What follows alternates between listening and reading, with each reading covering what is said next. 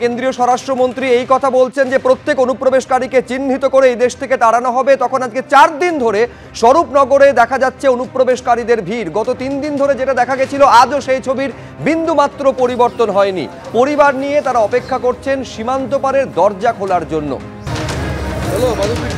ধারাবাহিকভাবে এই ছবি দেখা যাচ্ছে। একেবারে মঙ্গলবার, বুধবার, বৃহস্পতিবার গত 3 দিনে যে ছবি দেখা গেছিল আজকের দিনেও সেই ছবির কোনো বদল হয়নি। অনুপ্রবেশকারীরা যারা তারা একেবারে বাংলাদেশে ফিরে যাওয়ার জন্য এই সীমান্তবর্তী এলাকায় অপেক্ষা করছেন স্বরূপনগরে। এই ভিড়টার কোনো পরিবর্তন হয়নি। শরিয়া আক্তার, বাড়ি খুলনা জেলাতে। করোনা পরবর্তী সময়ে দালাল ধরে মাথাপিছু 7,000 টাকা করে দিয়ে স্বামী, স্ত্রী, সন্তান 3 জন এসে পৌঁছেছিলেন সীমান্ত টপকে নিউ টাউনে।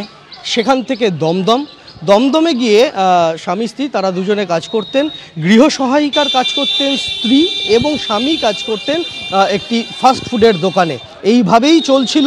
এখন এসআইআরের এই আবহে তারা ফিরে যাচ্ছেন বাংলাদেশ, এবং সে কারণে এই মুহূর্তে তারা হাকিমপুর চেকপোস্টের বাইরে অপেক্ষায় রয়েছেন। পরিচয়পত্র নেই, তাই নিরুপায় হয়ে তারা ফিরে যাচ্ছেন বাংলাদেশ। দীপ্তেন্দু চক্রবর্তীর সঙ্গে সন্দীপ সরকার, এবিপি আনন্দ, উত্তর 24 পরগনা। কি করতেন এখানে? আমি হলো যে বাসায় কাজ করতাম, আমার বর হলো যে খাবারের দোকানে কাজ করতাম। খাবারের দোকানে? কোথায়? এখানে দমদম। কত বছর হলো এসছেন? এই তো করোনার পরে এসছি। মানে করোনার পরে, মানে 2020? হ্যাঁ, 2020-র লাস্টের দিকে। আচ্ছা, তা এখানে কেমন মানে উপার্জন হতো ঠিকঠাক? খেয়ে পরে বাঁচার মতো হতো। ফিরে যাচ্ছেন কেন? এখন কি করবো, এসআইআরের জন্য ফিরে যেতে হচ্ছে না। এসআইআরের জন্য? তো এখানে কোনো পরিচয়পত্র নেই আপনাদের? না। যোগাযোগটা করে দিল কি করে? যোগাযোগ ওই একটা আন্টি ছিল, ওনার মাধ্যমে। টাকা নিয়েছিল? হ্যাঁ, টাকা নিয়েছিল 7 কি 8,000 এরকম কিছু। সবার জন্য না পার হেড? একজনের 7-8,000 এরকম নিয়েছিল। এই যে ছবিটা দেখা যাচ্ছে স্বরূপনগরে আজকে 4 দিন ধরে, এই গোটা ছবিটার জন্য সরাসরি তৃণমূল কংগ্রেসকে কাঠগড়ায় তুলেছে বিজেপি। আমি দেখাতে চাইবো শিলিগুড়ির বিজেপি বিধায়ক শঙ্কর ঘোষ তৃণমূলকে নিশানা করে এই অনুপ্রবেশকারী ইস্যুতে কিভাবে আক্রমণ শানিয়েছেন। পাল্টা তৃণমূলেরই বা কি বক্তব্য, দেখুন পরপর। দেখুন, অনুপ্রবেশকারীদের বক্তব্যের মধ্যে দিয়ে অন্তত এটা পরিষ্কার হয়েছে যে এই রাজ্যে তাদের মাথা গোজবার যে রাস্তা, তাদের বিভিন্ন ধরনের পরিচয়পত্র তৈরি করবার রাস্তা, এটা খুলে দিয়েছে তৃণমূল কংগ্রেস রাজনৈতিকভাবে, এবং তার বিনিময়ে তারা তাদেরকে ব্যবহার করেছে একদিকে যেরকম ভোট ব্যাংক হিসাবে যারা ভোটার কার্ড তৈরি করেছেন, আর অন্যদিকে সিন্ডিকেট, মাফিয়ারাজ, ভোট লুট ইত্যাদি ইত্যাদি। দায় যদি কাউকে নিতে হয় সেটা নিশ্চিতভাবে রাজ্যের সরকারকে নিতে হবে।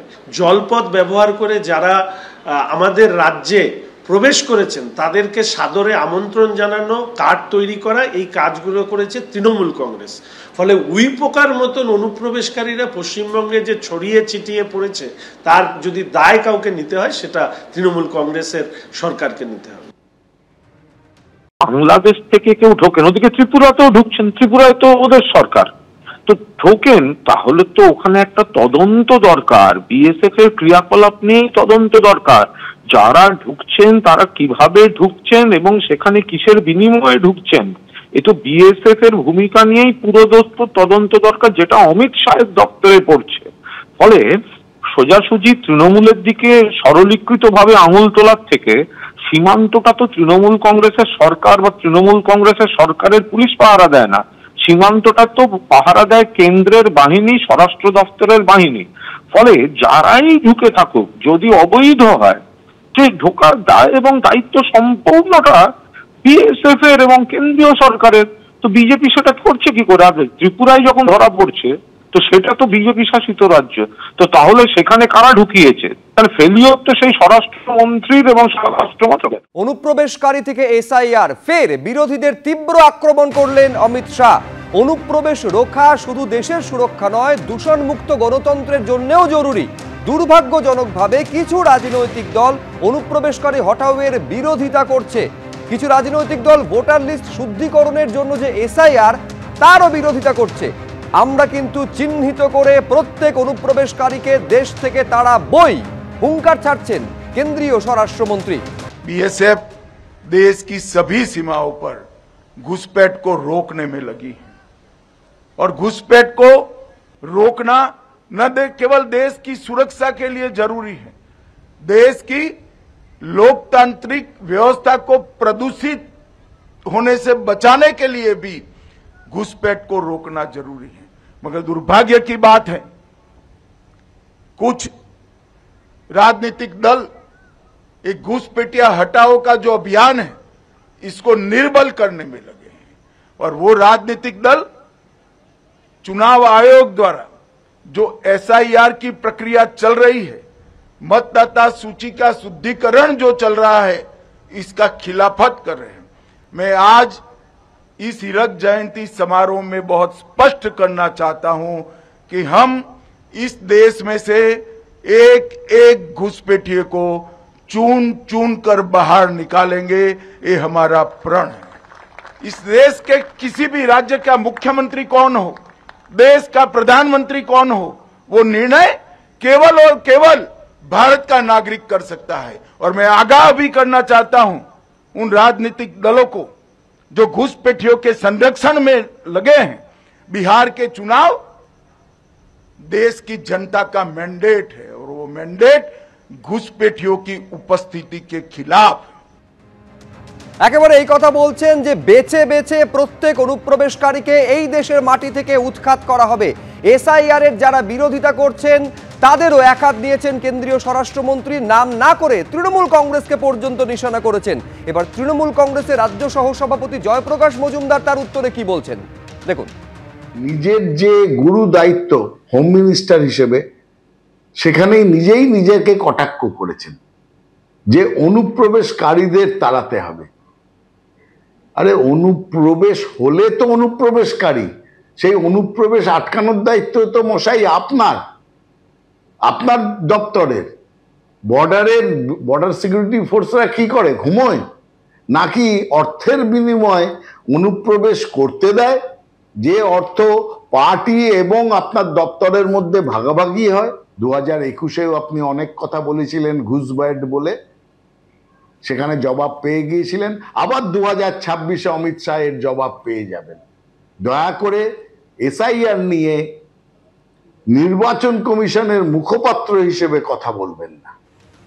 সিপিএম নেতা শতরূপ ঘোষের সঙ্গে ফোনে আমরা এই মুহূর্তে যোগাযোগ করতে পেরেছি। শতরূপ, কি বলবেন? একেবারে স্পষ্ট কেন্দ্রীয় স্বরাষ্ট্রমন্ত্রী বলছেন যে প্রত্যেক অনুপ্রবেশকারীকে চিহ্নিত করে এই দেশ থেকে উৎখাত করা হবে। শুধু তাই নয়, ভোটার তালিকার শুদ্ধিকরণের জন্য যে এসআইআর, কোনো কারোর নাম করেননি, কিন্তু নিশানা বিরোধীদের দিকে, যে তারা সেই এসআইআর এর বিরোধিতা করে চলেছেন। দেখুন, ব্যাপারটা এরকম হচ্ছে যে আমার বাড়ির লোকের শরীর খারাপ, আমি ডাক্তারের কাছে নিয়ে গেলাম। এবার ডাক্তার ভুল ওষুধ দিয়ে ভুল চিকিৎসা করে আমার বাড়ির লোককে মেরে ফেললো। তারপরে ডাক্তারই আবার উল্টে আমায় গালাগাল দিচ্ছে। কোথায় আমি ডাক্তারকে গালাগাল দেবো, তারা ডাক্তার আমাকে গালাগাল দিচ্ছে। যাতে অনুপ্রবেশ না হয় দেশে, সেটাকে দেখার দায়িত্ব হচ্ছে অমিত শাহ। অমিত শাহ আমাদের দেশের স্বরাষ্ট্রমন্ত্রী, বর্ডার পাহারা দেওয়ার দায়িত্ব। উনি ভোটের আগে বলেছিলেন মোদী একবার প্রধানমন্ত্রী হয়ে গেলে সীমান্তে নাকি পরিন্দে ভি পর নেই মার সাকতা, একটা পাখিও নাকি ডানা ঝাপটাতে পারবে না সীমান্তে।